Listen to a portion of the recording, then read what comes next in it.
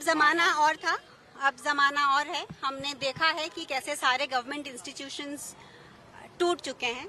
उनका जो भी उनका स्टेचर था वो अभी है नहीं।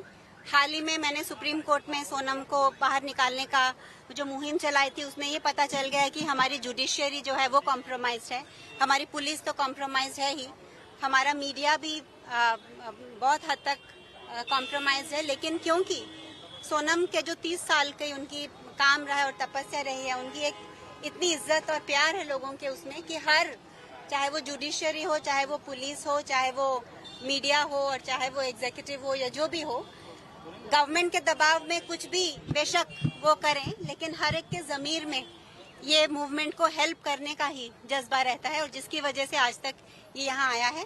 हाँ, उस समय उनका फास्ट तुड़वाया गया था, पर इस बार मुझे नहीं लगता कि ऐसे होने की कोई संभावना है। तो मैम 20 तारीख का कंफर्म है, इस बार 20 तारीख को जो मार्च जाना है वो कंफर्म है? हाँ, क्योंकि ये फाइनली एजुकेशन सिस्टम को चेंज करना ये एग्जीक्यूटिव और पावर और पॉलिसी मेकर्स का काम है और हमारा काम है उन तक ये बात पहुंचाना कि ये सिस्टम कंप्लीटली टूट चुका है। ये हम विश्व गुरु इसके सहारे नहीं बन सकते।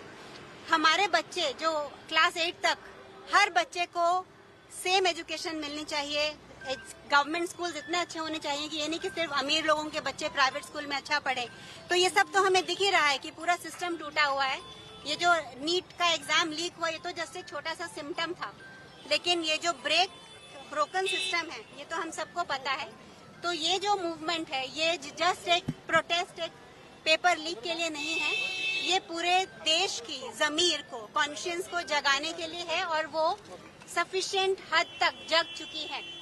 क्योंकि जब तक हम सिर्फ चावल और राशन मांगते रहेंगे तो गवर्नमेंट हमको वही देके खुश रखेगी, लेकिन जब हर नागरिक शिक्षा की मांग करेगा, जो अभी इतना अवेयरनेस और अवेकनिंग आ गया है ये प्रोटेस्ट के बाद, तो मैं चाहती हूँ कि सोनम वांगचुक ने जो 20 दिन तक फास्ट किया और अभी भी जारी है, क्योंकि अभी वो डॉक्टर्स इलेक्ट्रल पाउडर देने की बात कर रहे थे लेकिन उन्होंने मना किया कि वो फास्ट अभी भी उनका जारी है।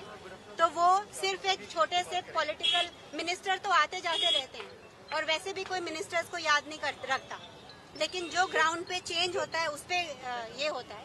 तो वो मिनिस्टर को तो खुद ही रिजाइन करना चाहिए था, लेकिन उनका जमीर इतना जगा हुआ नहीं है, उन्होंने नहीं किया। लेकिन लेकिन इस देश का जो लोकतंत्र है वो मिनिस्टरों से नहीं चलता, लोगों से चलता है और वो हमेशा जागृत रहेगा और इसलिए जैसा प्लान था वैसा चलता रहेगा। और आप निश्चिंत रहिए कि हम यहाँ हैं, सोनम की तबीयत बिल्कुल ठीक है और हम जल्दी ही उनको यहाँ से डिस्चार्ज करके एक ऐसे अस्पताल में लेके जाएंगे जिसपे हम ट्रस्ट करते हैं।